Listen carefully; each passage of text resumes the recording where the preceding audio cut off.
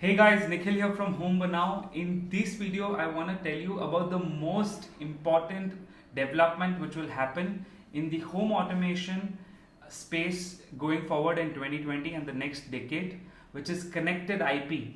So what is this connected IP? Let's find out. Amazon, Apple, Google and the Zigbee Alliance recently announced basically a group which would develop and promote the adoption of a completely new royalty-free connectivity standard for the home automation space. Now, the main goal is to increase compatibility amongst different home products and a key focus on security.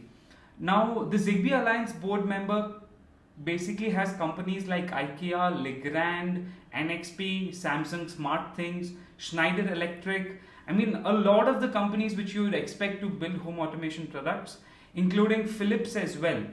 Now, all these companies are on board to join the working group and basically contribute to this particular project. One of the main issues is many smart home devices today use proprietary protocols which basically require them to be tethered to the same home network using dedicated proxies and translators.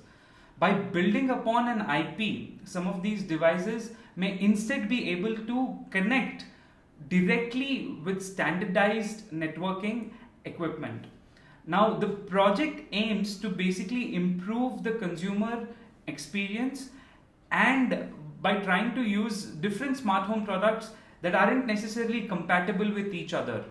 Now, just to give you some perspective, this is one of the most frustrating parts about smart home automation because trust me, if you want to purchase something from a specific company, you need to spend a lot of time trying to integrate it with other systems, and more often than not, this particular integration may not even work. So this, reduces the ability for consumers to experiment.